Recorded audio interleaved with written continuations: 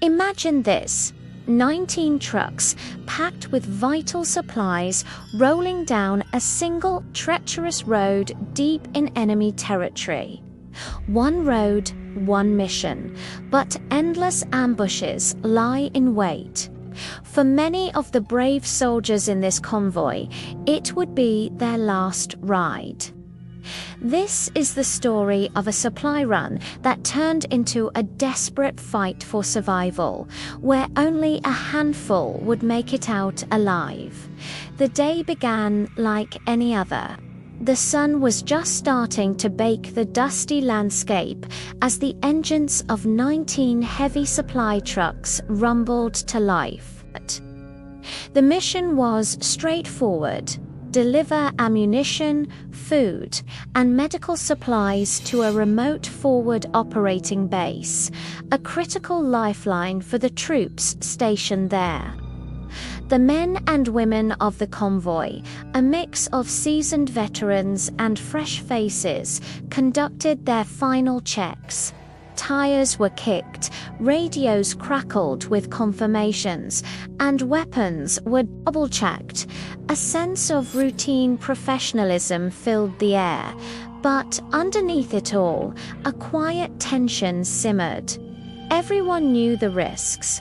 This route, nicknamed the Gauntlet, was infamous. The intelligence reports were clear.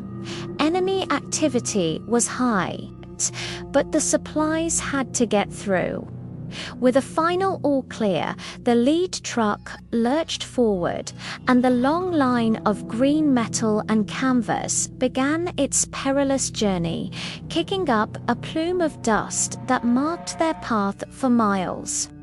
For the first hour, the journey was deceptively calm. The trucks maintained their spacing, the gunners in the turrets scanning the barren hills and rocky outcrops that flanked the road. The rhythmic hum of the engines was the only sound, a hypnotic drone that could easily lull you into a false sense of security. But the drivers and their crews stayed vigilant, their eyes constantly moving, searching for anything out of placer patch of disturbed earth, a glint of metal in the sun, a flicker of movement in the distance. The lead driver, a sergeant with thousands of miles logged on roads just like this, gripped his steering wheel. His gut told him something was wrong. The silence was too deep, the landscape too still. It felt like the entire world was holding its breath, waiting.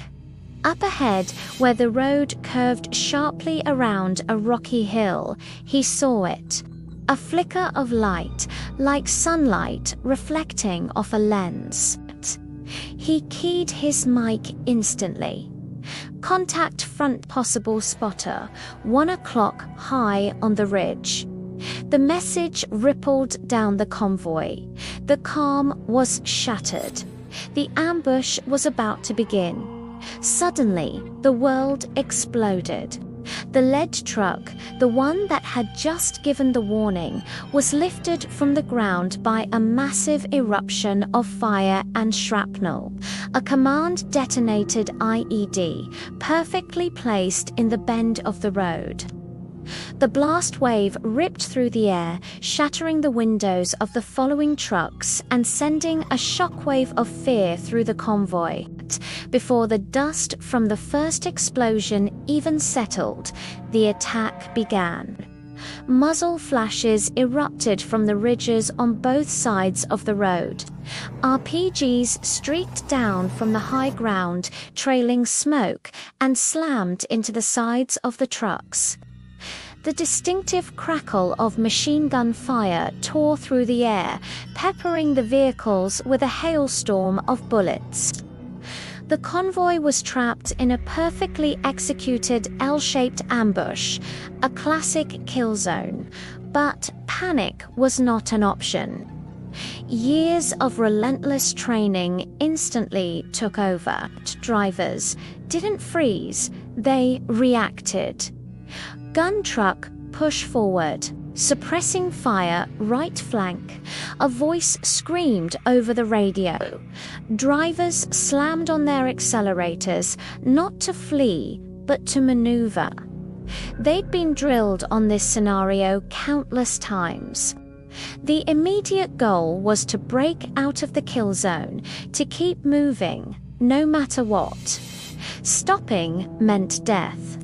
The drivers swerved their heavy vehicles, using the burning wrecks of their comrades' trucks as temporary cover. They drove through a storm of lead and fire, their training a guiding hand in the chaos. Serpentine, serpentine, a commander yelled, reminding them to make their trucks unpredictable targets. But the enemy was prepared.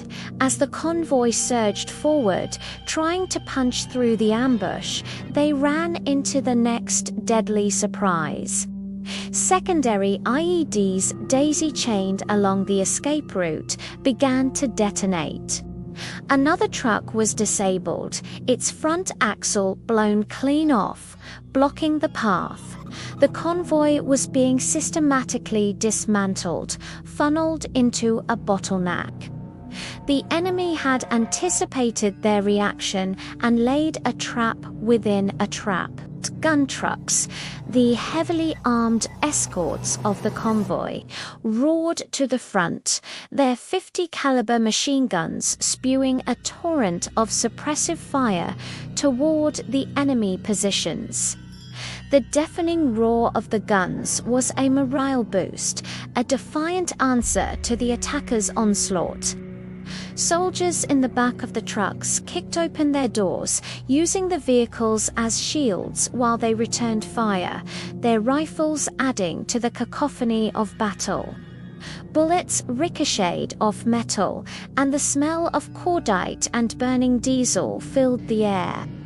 The ambush was a symphony of destruction. RPGs continued to rain down, turning supply trucks into raging infernos.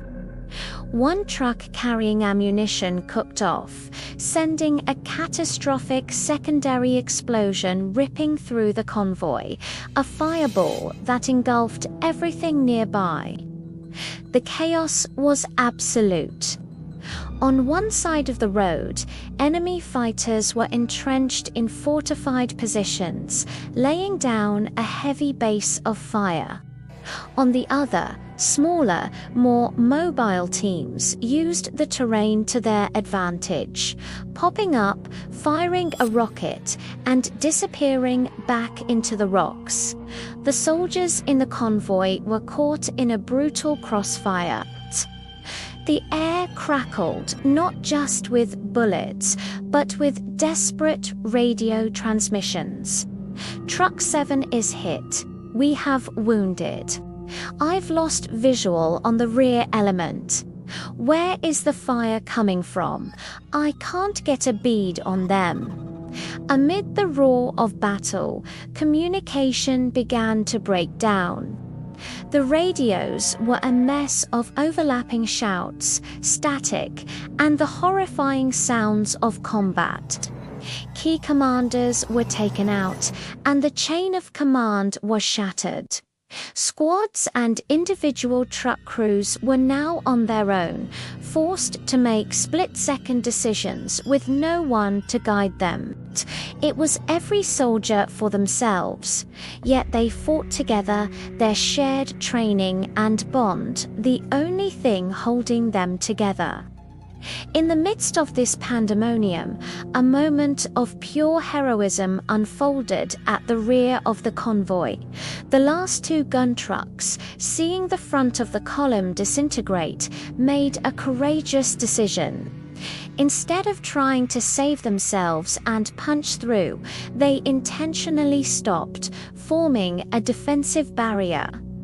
They turned their heavily armored vehicles into stationary pillboxes, drawing the bulk of the enemy's fire onto themselves. Their 50 cal gunners laid down a continuous, devastating wall of lead. suppressing the ambushes and giving the surviving trucks in the middle of the convoy a slim chance to break free. It was a suicide mission, and they knew it. The gunners stayed on their weapons, even as RPGs slammed into their armor and bullets pinged off their gun shields.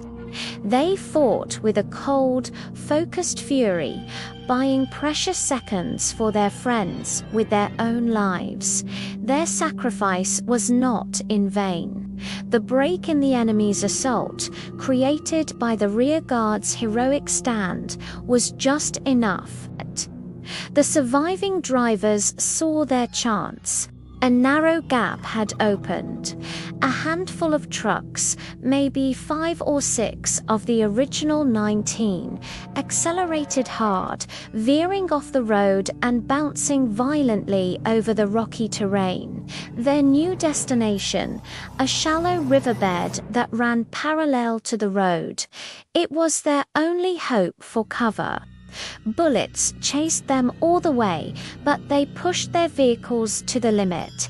Engines screaming in protest, they plunged into the river, the water offering some concealment from the enemy positions on the ridge.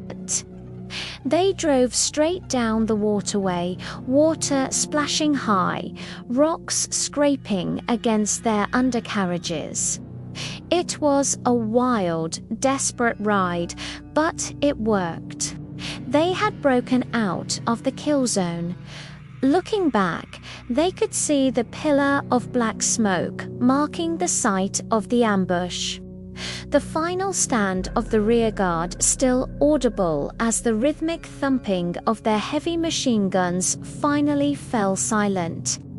There was no time for grief, only for survival. They had to keep moving, battered, smoking, and riddled with bullet holes. The few surviving trucks finally limped onto the grounds of the forward operating base hours later. Of the 19 trucks that had set out that morning, only 5 made it. As the engines sputtered to a stop, a stunned silence fell over the base. Soldiers rushed out to help the wounded, their faces a mixture of relief and horror at the state of the survivors. The trucks looked like they had been through hell and back, because they had some men and women who climbed out were covered in dirt, blood, and the grim exhaustion of battle. They had survived, but the cost was immense. They had brought the supplies, completing their mission against impossible odds, but they had left most of their friends behind on that desolate stretch of road. The last convoy had made it, but the victory felt hollow. It was a stark reminder of the price of war, a story of incredible bravery and devastating loss etched into the memory of every survivor who made it through the gauntlet. Thanks for watching.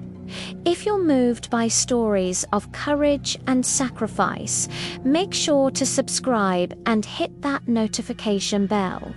We'll see you in the next one.